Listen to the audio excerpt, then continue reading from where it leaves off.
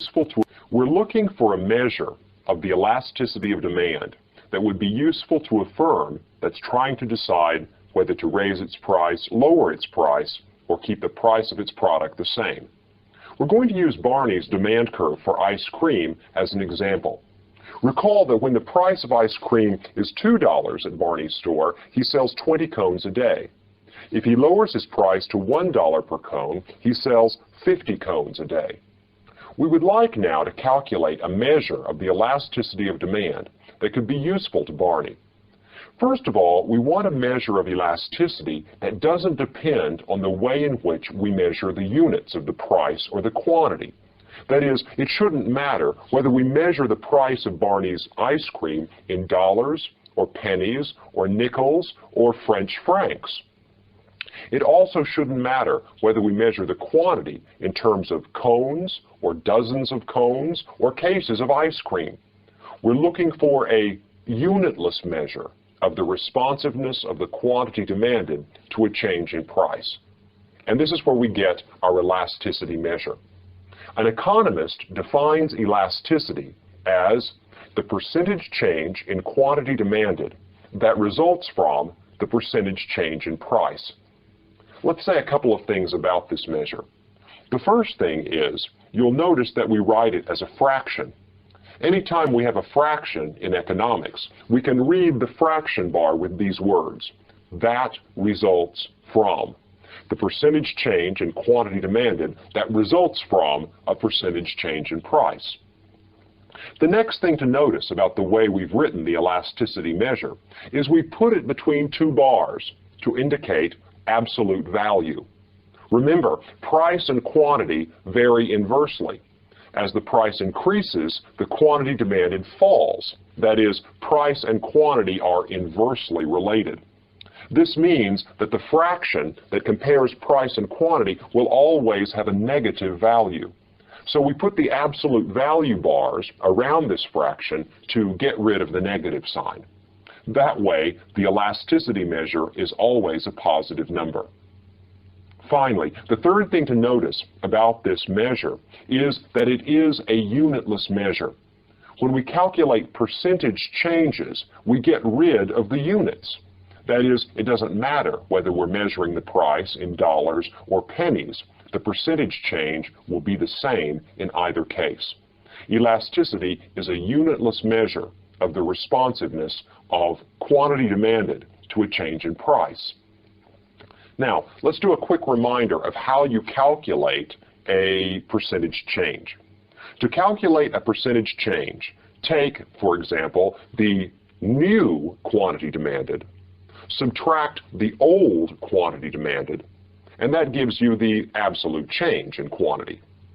To turn this into a percentage change, you divide it by some base quantity, usually the original quantity or the old quantity. So, for example, in the case of Barney's ice cream store, the percentage change in quantity demanded as we move from $2 to $1 per cone will be the new quantity is 50 cones, subtract the old quantity of 20 cones, and divide by the original quantity of 20 cones to get a percentage change of 30 divided by 20, or 1.5. So there's a 150 percentage change in the quantity demanded. Divide that now by the percentage change in price. To calculate percentage change in price, take the original price of $2 per cone and subtract that from the new price of $1 per cone. $1 minus $2 is negative $1. Divide that again by the original price of $2 per cone, and you'll get a percentage change of negative 1 over 2, or negative 1/2, or negative 50%. Now, to calculate the elasticity of demand as we move from point A, the original price and quantity, to point B, the new price and quantity, we take the percentage change in quantity demanded, which is 1.5, or 150%, and divide that by the percentage change in price, which is negative 0.5, or negative 50%. That gives us negative 3 for our fraction. Now apply the absolute value bars and you get the elasticity of demand calculated for Barney's ice cream as we move from point A to point B is 3. That is, for a 1% change in the price of ice cream, we're getting a 3% change in the quantity demanded.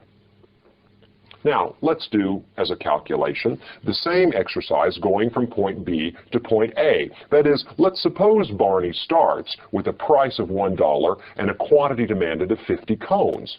And he moves to a new price of $2 and the quantity demanded of 20 cones per day. See if you can calculate the elasticity demanded as we move from point B to point A.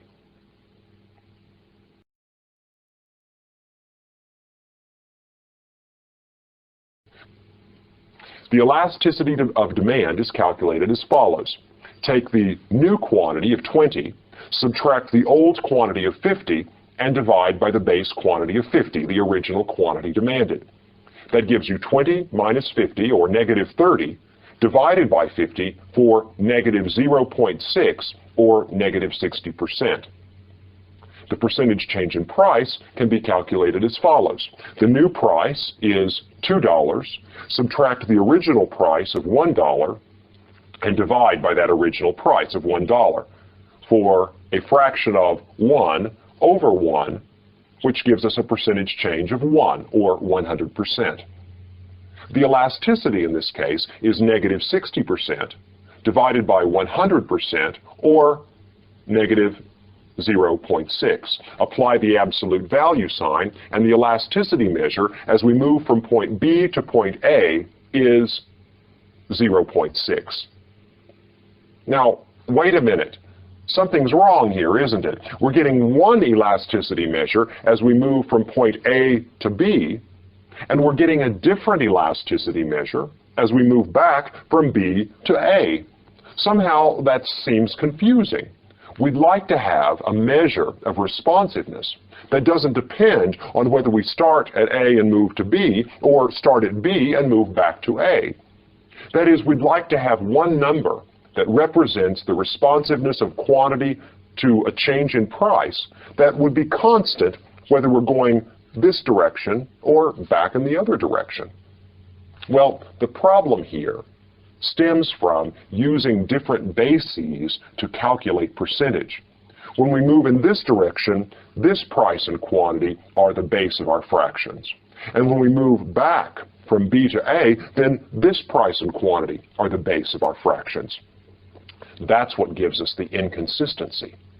So in order to have a consistent measure of elasticity over this range of prices and quantities, we're going to use as the base of our percentage calculations the price and quantity that's halfway between A and B.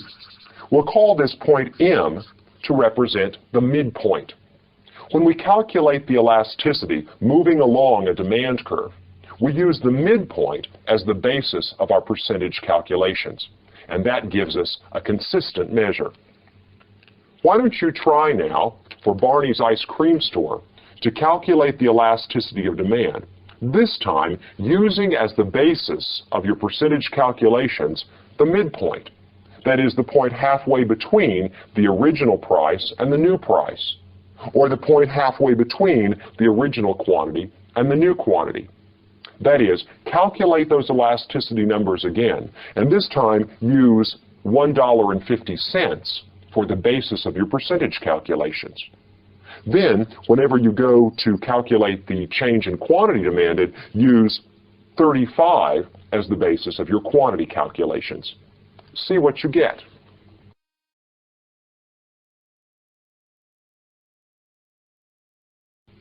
So, what do we have? Negative $1 divided by $1.50 is negative 2/3. Now, to calculate the elasticity of demand, take the percentage change in quantity demanded, which is 6/7, and divide that by the percentage change in price, which is negative 2/3. And what do you get? Let's solve this problem together. The percentage change in quantity demanded is 6/7. The percentage change in the price of the product is negative 2/3. So the elasticity will be 6/7 divided by negative 2/3 absolute value. Well, let's calculate that. 6/7. And remember, in order to divide by a fraction, you invert the fraction and multiply. Multiplied by negative 3/2. And we get, the 6 will cancel with the 2 to turn that into a 3, and we get as our fraction negative 9/7. The absolute value sign gets rid of the minus sign, and 9/7 is 1 2/7. The elasticity of demand, moving from point A to point B for Barney, is 1 2/7. Now, you calculate the elasticity going in the other direction. Go from point B back to point A, again using the midpoint for the bases for your percentages.